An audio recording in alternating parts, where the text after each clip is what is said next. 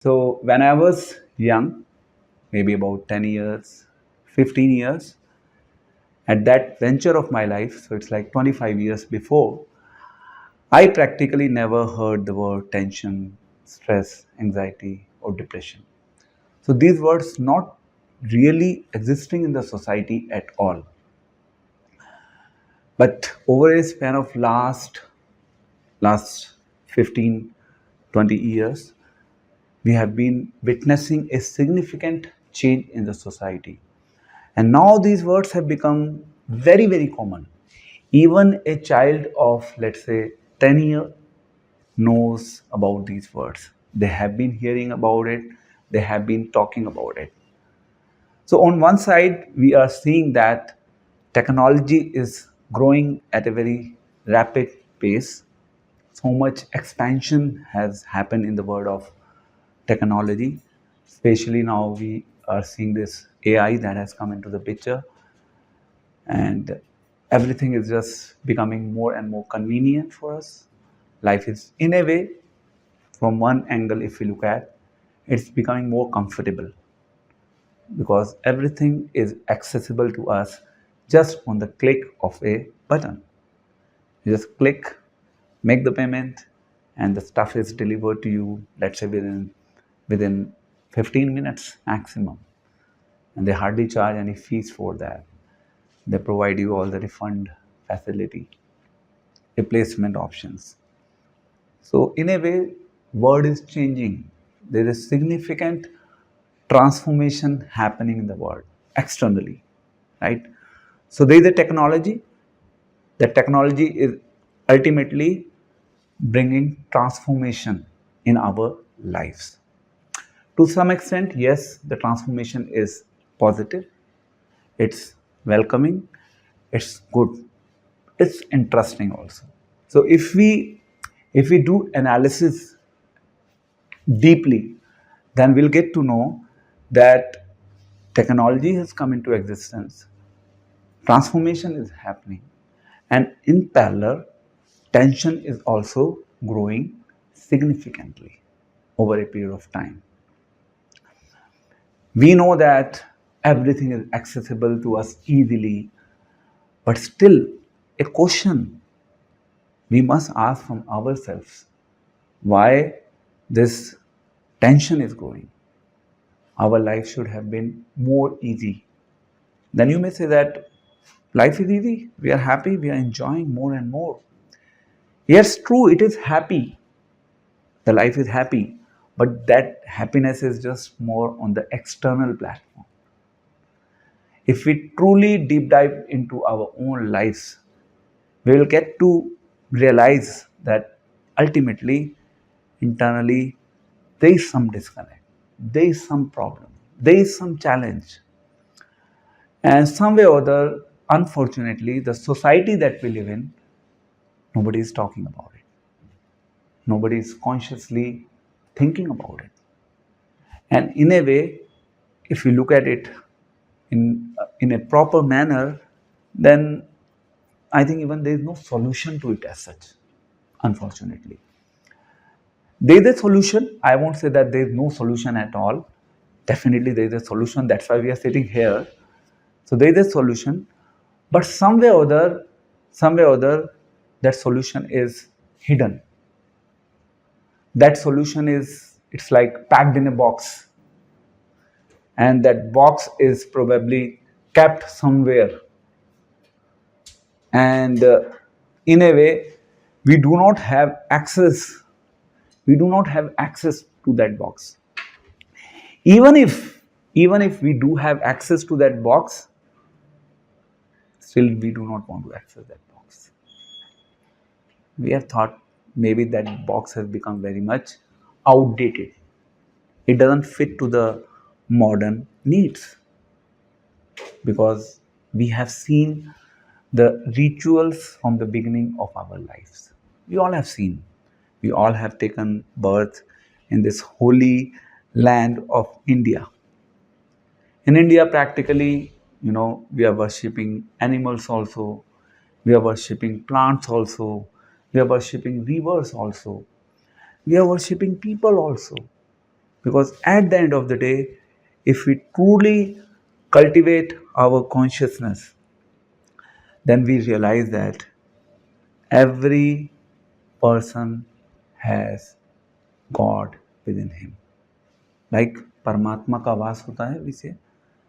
So we all have spirit within us, and if we again deep dive into our own journey of life, then we'll get to know that yes, there is a spirit. We do somewhere accept it, acknowledge it, but then there is also a supreme spirit. Now, somewhere or other, the technology world that we are living in today, that technology has unfortunately, made us so much busy in this external world. We have become so much busy. Unfortunately, we all have become slaves of this technology. It's a bitter truth, but it is like this. We all have become slaves. And it is not just from this age that we are talking about. It is starting from the very tender age of, let's say, 4 years, 5 years. You just give phone to your child, he's just silent. He doesn't need anything after that. Right? We are seeing this very much happening. So realistic situation is that we all have become slaves of that technology. But then there's tension growing in parallel. And unfortunately, we do not have a solution to deal with. Hare Krishna. Yeah, we do not have a solution to deal with this problem. So we talked about 3 T's here, starting with first is technology. Second, the transformation that technology has done into our lives, somewhere on the positive front also, and majorly on the negative side, if we truly analyze the situation. Yes, we know that 4G is coming into existence, then 5G is coming, then tomorrow 6G will come into the picture.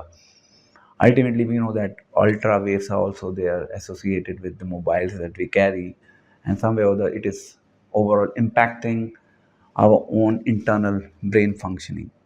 It has a subtle impact that we may not be able to see today, but it is there. If we are not able to see something, it does not mean that it does not exist, right? So now the question may come, then what do we do? We have understood that technology has some way or other created tension in some or other form in our life. Do you agree to this concept first? Do you agree? You agree? I hope you all can relate to what I'm talking to some extent. So then comes the question that what is the missing link? Where is the gap? Ideally, that technology should have helped us to get rid of the tension in full, which has not happened. Because the graph, if we look at, the technology is growing, and in parallel, the tension is also growing. So when I say tension here, tension is not just confined to tension. Tension is, again, I've used in a broader sense of stress, anxiety, or depression. And in our East Delhi, we have a government hospital. You might have heard of IBHAS, Institute of Human Behaviors and Applied Sciences. I have visited there on many occasions. So I used to witness, the number of patients being admitted there from time to time. And like I went for about 3-4 years there, and I was checking they have that big board over there, and there they show the number of patients being admitted. And I was observing that the trend of the number of patients have increased. There was like year-wise incremental effect, quite well visible on the screen there itself. Now, if we talk about the society, the fact is that out of 4 persons, at least one. I'm telling it the least situation side. It could be even more. Out of four, one person is definitely either taking psychiatric drugs, anti-psychiatric drugs. At least one out of the four is taking psychiatric drugs. And if you really deep dive into this very segment, I also have done business in the pharmaceutical segment for about 4 or 5 years. Then this industry is like having a phenomenal increase. It's growing at a very rapid and a fast pace. And practically speaking, it's one of the most flourishing business. The doctors are charging huge amount of fees, and it has like neurological disorders, psychiatric disorders, psychological disorders.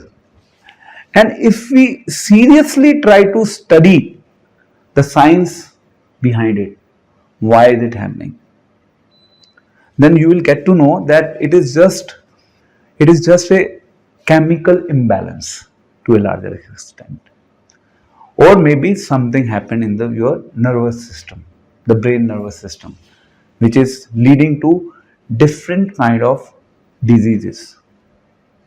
It could be schizophrenia, bipolar, ATSD. There's so many like this. There's so many names that they have given.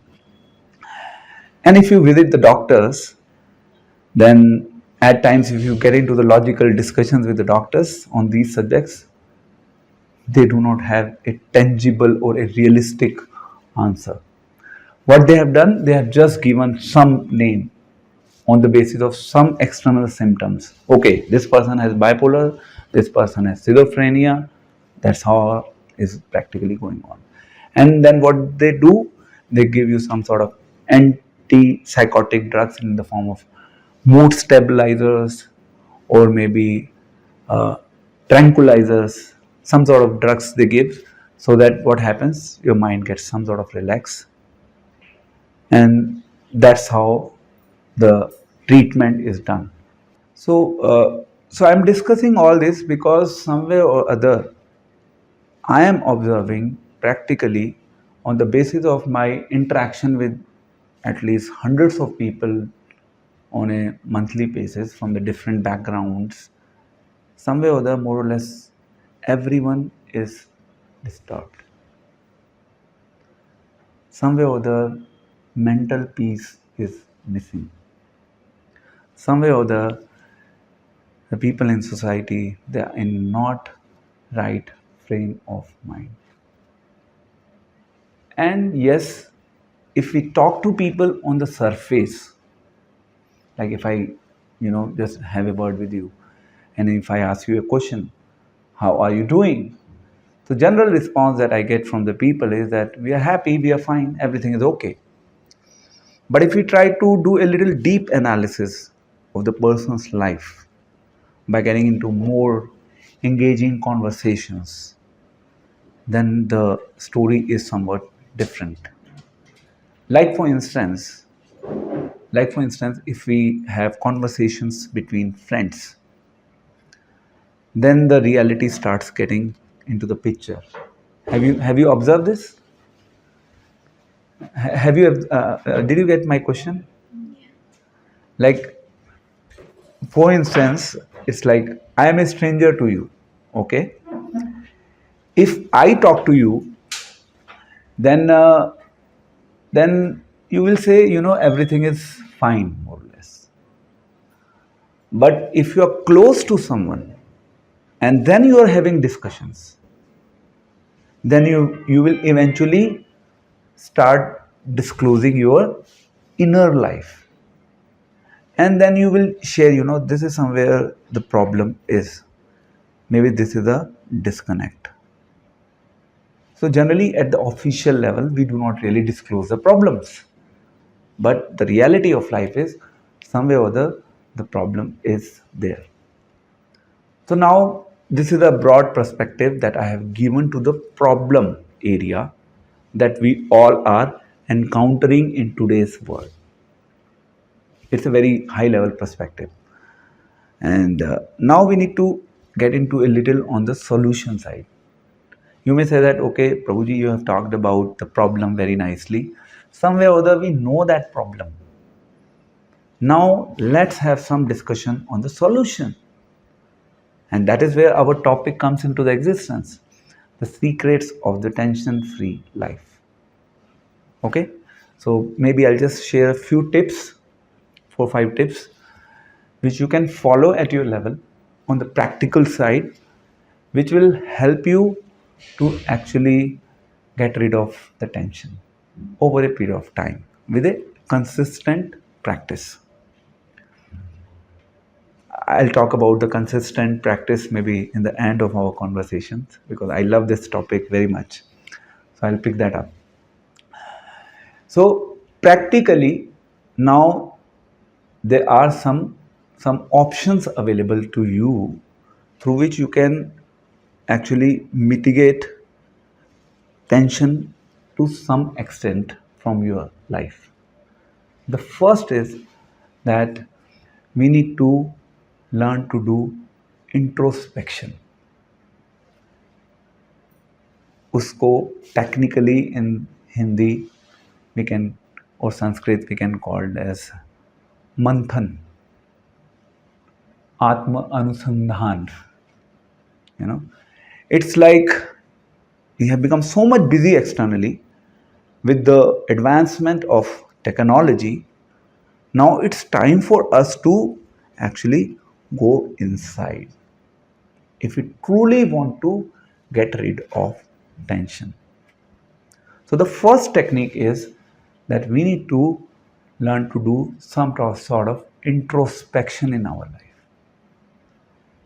And when we talk about introspection means when you are practically alone without any gadgets, you are not at home. These are like some practical thoughts because I also follow it. It works well on me. So I'm sure it will work on you guys as well. So try to go into the nature. So like I go to Yamuna Sports Complex near my house. And I spend at least 2-3 hours daily, more or less there. And I'm alone. I don't talk to anyone there. Although a lot of people know me, but I don't talk to them generally. Because I'm in my own world there. So first step is introspection. Ideally, it should be done without gadgets, without people around you. Now then the question may come, what should we do then? Right? You're talking about introspection. What has to be done in that introspection? Initially, what I would suggest you, maybe take a small notebook and just start writing down your thoughts. How your thoughts are flowing, in which direction your thoughts are actually going. Just do some assessment on your thoughts pattern. And just ask a question from your own self.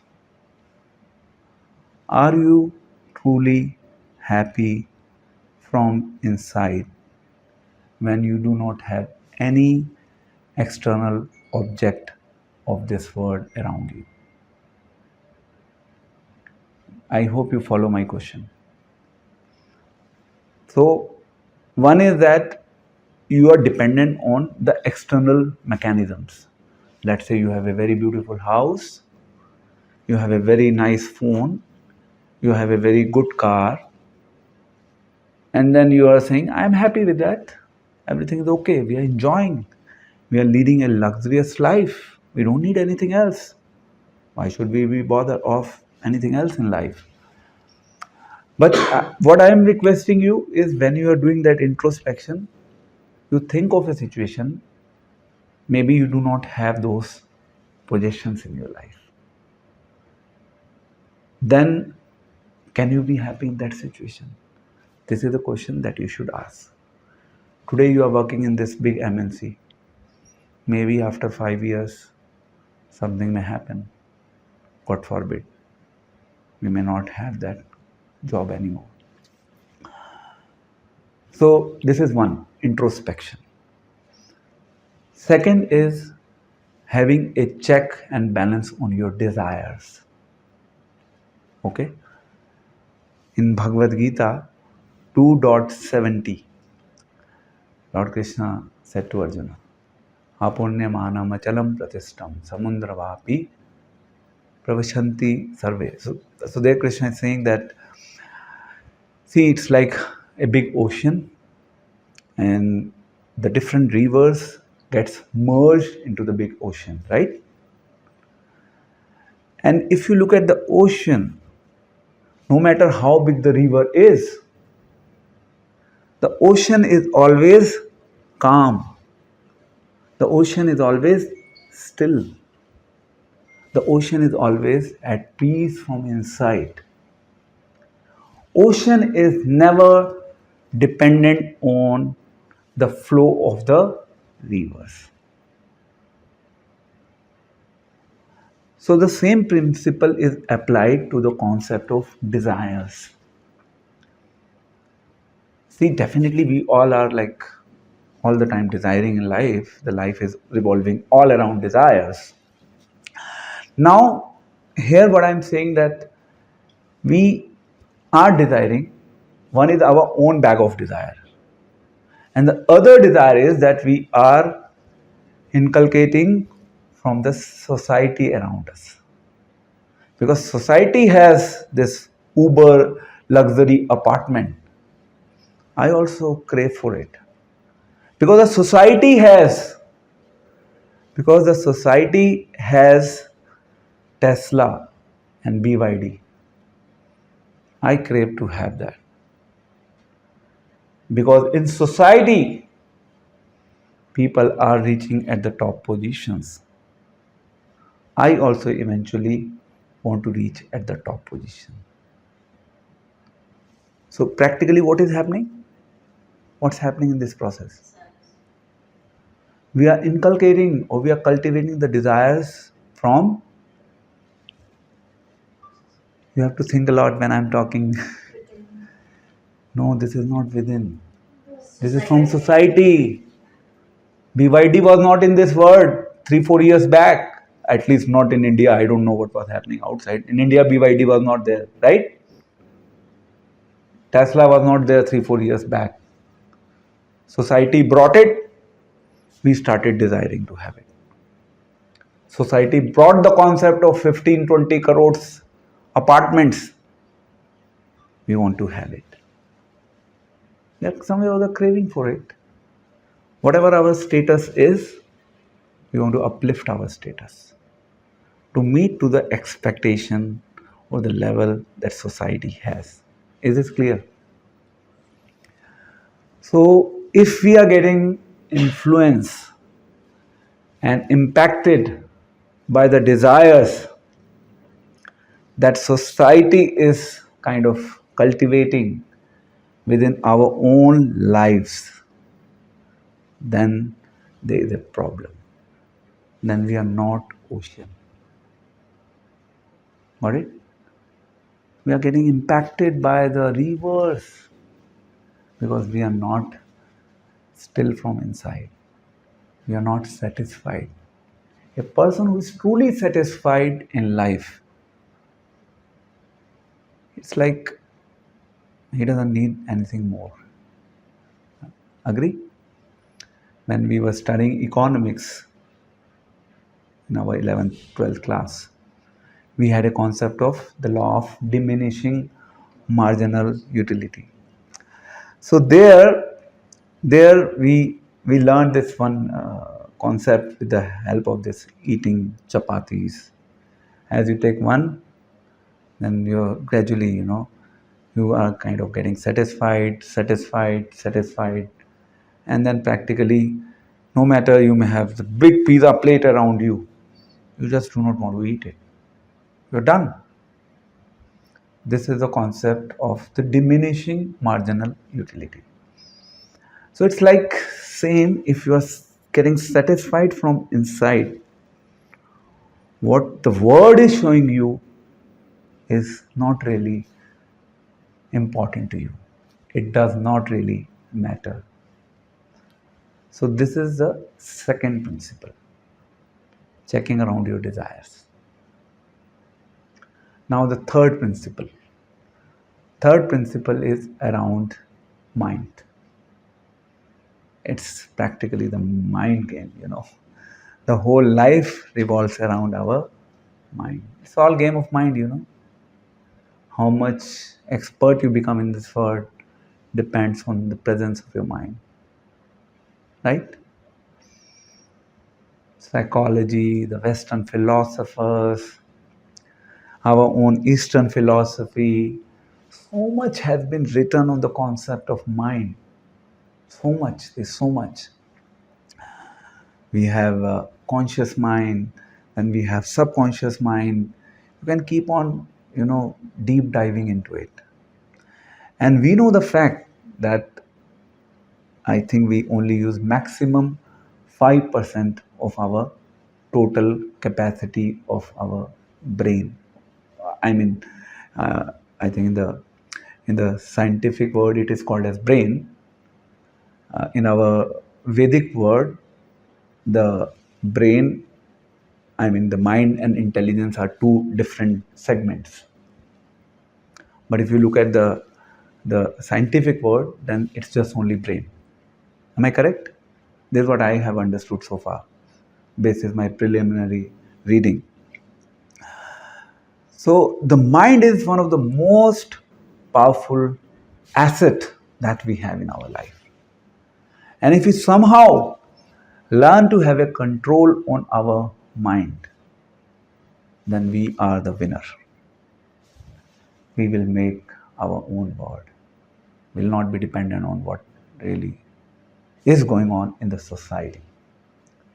So now when we talk about mind primarily revolves around our thoughts. Agree? So again, we need to check the pattern of the thoughts, the positive thoughts, the negative thoughts. At times when I go into the society, when I look at the faces of people, it's like, unfortunately, it's just negativity. Because they have not been able to embrace their true potential, which they all have within themselves. They have missed on this point, unfortunately, because they have become too much busy with technology. This is where we started with. So then we need to actually learn to train our mind. Mind needs training. Now, if I ask you a question on a practical level, what do you guys really do in your day-to-day life to train your mind? We know that the mind is the best asset that we have in our life. There's like well-known fact. I don't have to prove it. The mind has the capacity to store the information available in the books of all the libraries of this world. This is scientifically researched fact. So mind is the biggest asset that we have. All diseases that we talked about in the beginning, it is all linked to the mind, or maybe the nervous system. These are the only two things. So what you guys really do in your day-to-day life to train your mind? That's the question. Do you do something? Meditation.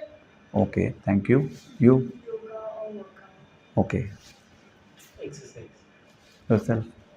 I was going to exercise also. Okay. Meditation also. Anyone Sometimes else? journaling. You? Yoga and walking. Okay, thank you. Yoga, Same. meditation. Anything from your side? Rubik's Cube. Sorry? Rubik's Cube. Okay, all right. Thank you. Thank you for these updates. Now, before I kind of get into the conclusive discussion, I would like to pick the fourth point, and then we will conclude our discussions. And like the feedbacks that you have given, that I'll finally summarize in the end. So now the fourth factor, the significant factor of our life, is our emotional zone. Emotional zone is in fact another very significant factor. It is also related to mind in a way, but it plays a very critical role. That's why I'm kind of putting it into a separate category. You can call it as emotional quotient, EQ. All the relationships of this world are simply dependent on emotions. No matter you may be a big, on a very big position in a company, a director, whatever you are, you may be sitting as a judge in the courtroom. And in the courtroom, everyone calls the judge as my lord. But when that judge comes to home, spend time with his grandkids, then they probably simply make him even horse and ride on it. There is not lord for anyone. There, whatever intellectual intelligence designation that he has, everything is being kept aside, right? Because he is just driven by the emotions. Their emotions matters to him. Everything else is secondary. He just wants somehow or other their maybe grandkids should be happy. That's the main agenda. So now our emotional quotient is also becoming weak day by day. We generally see that within relationships, people encounter a lot of fights over small issues. People become angry, they just, get emotionally disturbed.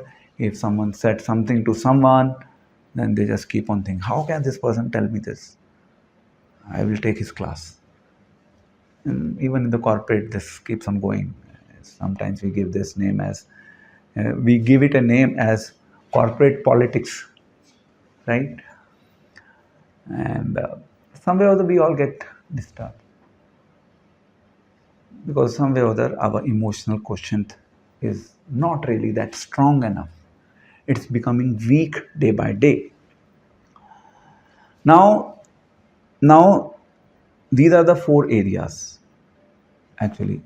So when we there was one more point on emotional quotient which I am missing.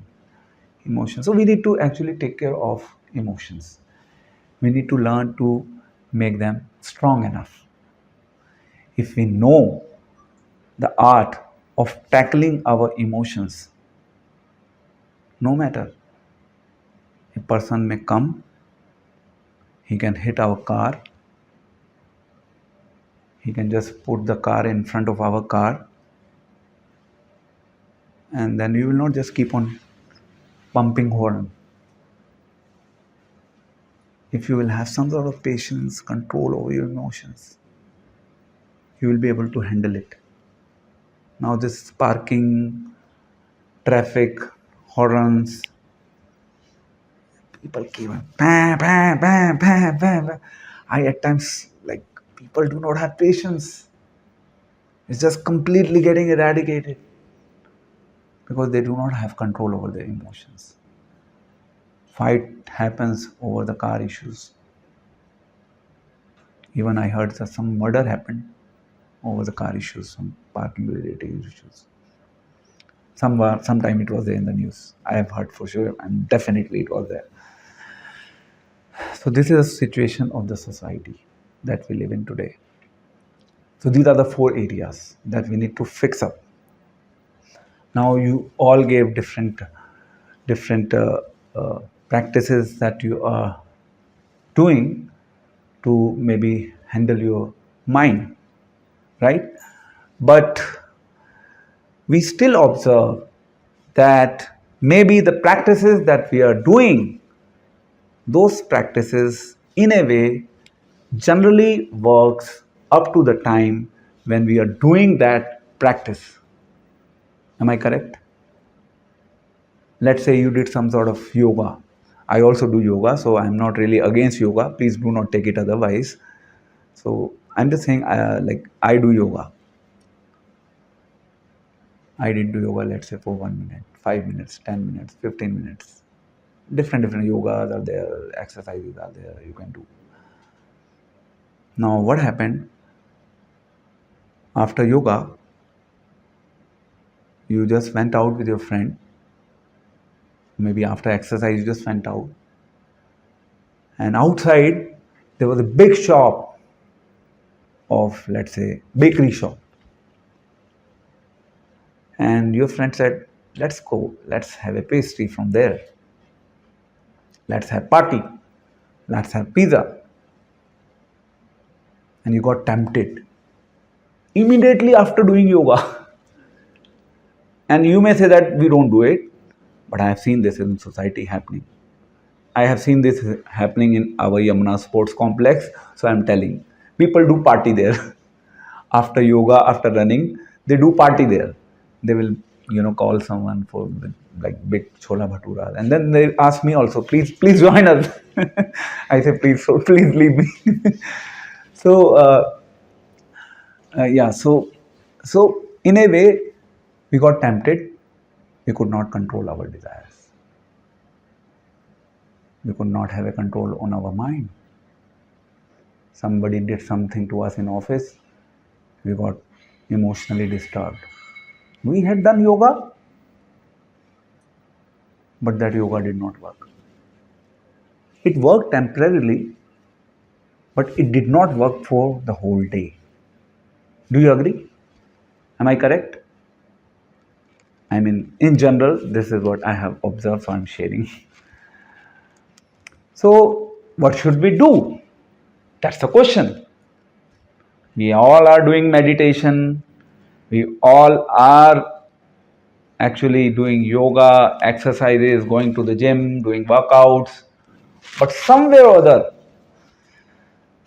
other, if we look at the reality of our lives, somewhere or other, those processes are not working in full. It is working to some extent, but not really working in full. So I talked about the concept of instant gratification, something I told I will pick up in the end. So there is a concept of instant gratification. You all must be, I think, well aware of it. So this society that we live in today, here the instant gratification is being promoted at a very predominant level. Like for instance, now we have social media. There was no concept of short reels, right? Earlier there were only long videos. I have my YouTube channel, so I'm just sharing my experience.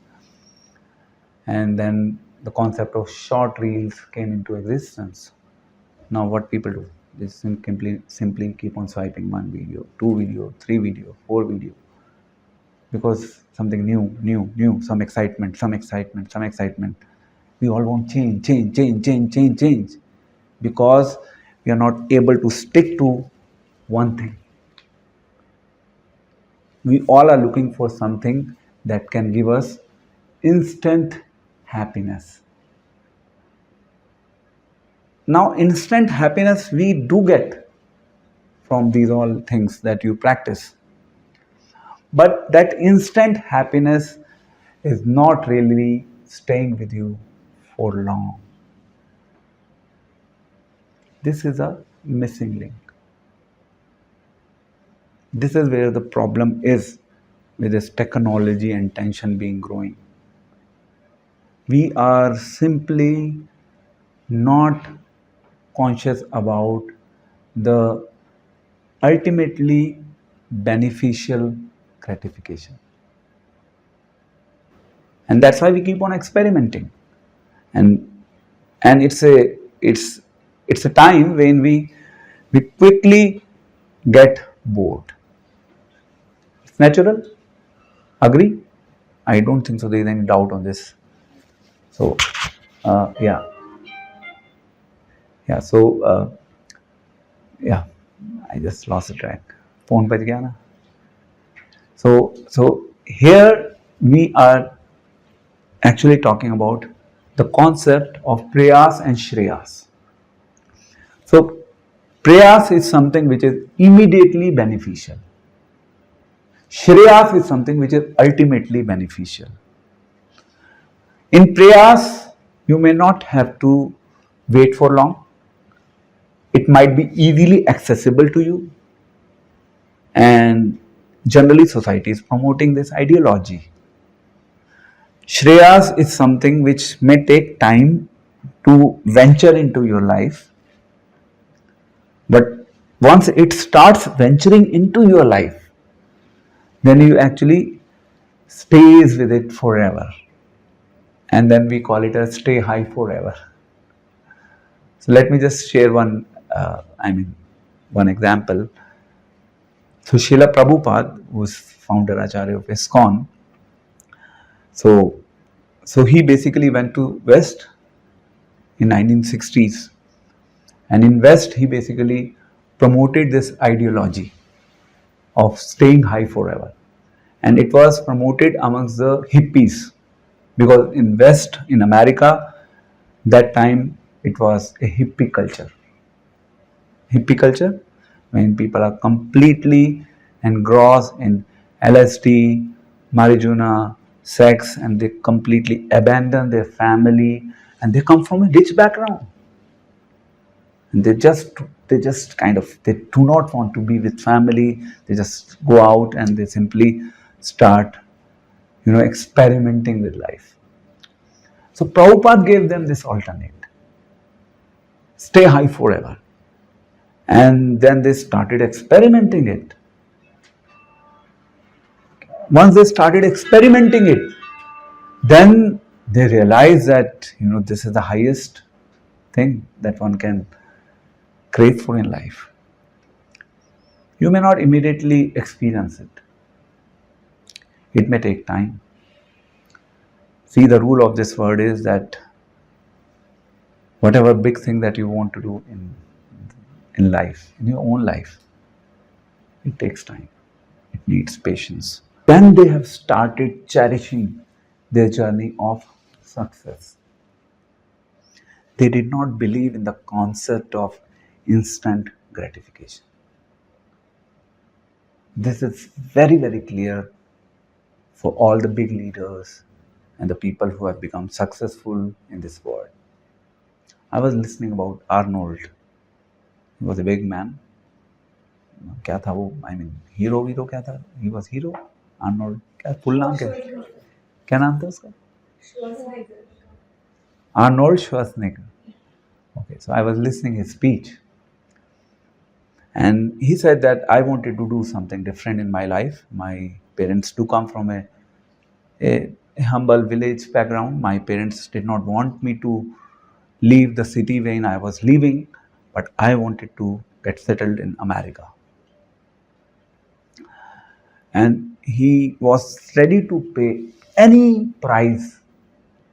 He was ready to do any level of hard work to be there.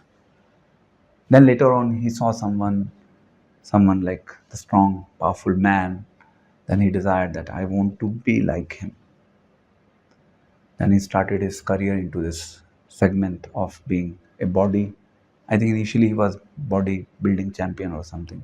Then he became hero later. And then he said, I paid the price for it.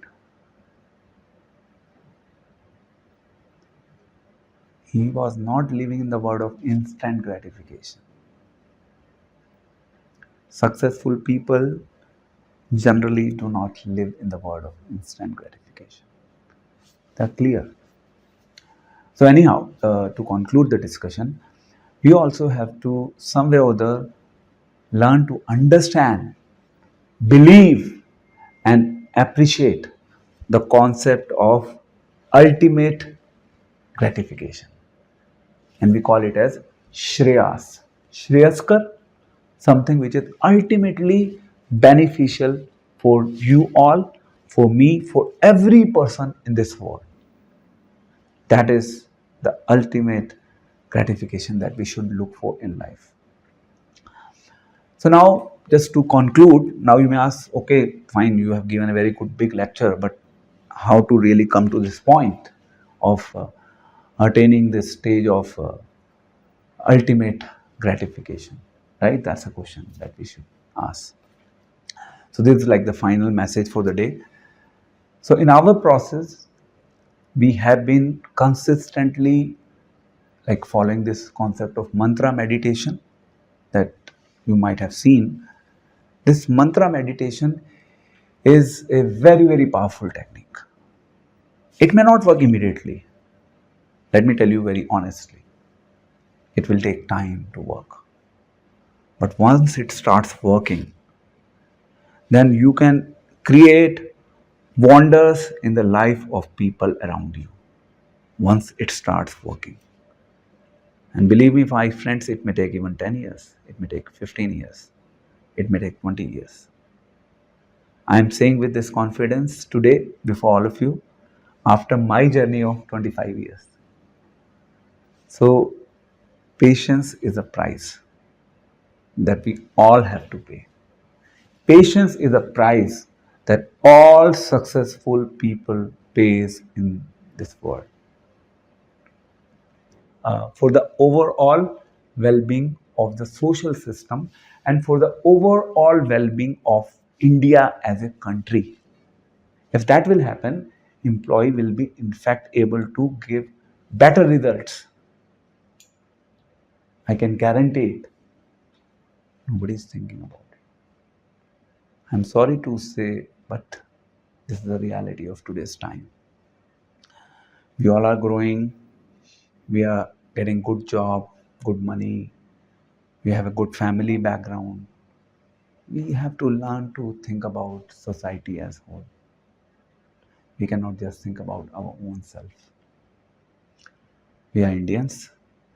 We have been given those values from our Vedic system. So with this note, I conclude my discussion for the day. I initially started with the concept of technology, transformation, and tension. Then we discussed the 4 tangents which we should work on, through which we can easily get rid of tension from our life. Then the last topic that we covered is how to do it. We talked about the instant gratification and ultimately beneficial gratification. And there, in that ultimately beneficial gratification concept, something which is ultimately welfare, something which is ultimately beneficial for all of us, is the science of mantra meditation. It's a science. It's a science. It's not just something written in the scriptures which is no more than just a mythology. It's a science. The sound is a science. Vibration is a science. If you try to study it, you will get to know. It's all science. What I am talking is a science. It's not theory. The Vedic knowledge is not theory. The mantra meditation is not theory. Because the word mantra itself, when we say mantra, it's a Sanskrit word. It is made of 2 words, man and tra. That means once you start practicing that mantra has a power to deliver your mind. मंत्र मन को तार देता है. किस चीज से तार देता है? From all the negativities that we are observing around us, either consciously or subconsciously. So that is why we all will have to integrate mantra meditation into our lifestyles. There is no other way. There is no other way. There is no other way. Other methods that you are following, you can keep on following, no problem. But please remember, my friends, those methods are simply temporary. With this note, I thank all of you for listening me with a great amount of patience, and thank you very much for giving your precious time for this noble cause. And now the floor is open for the questions. Thank you. Hare Krishna.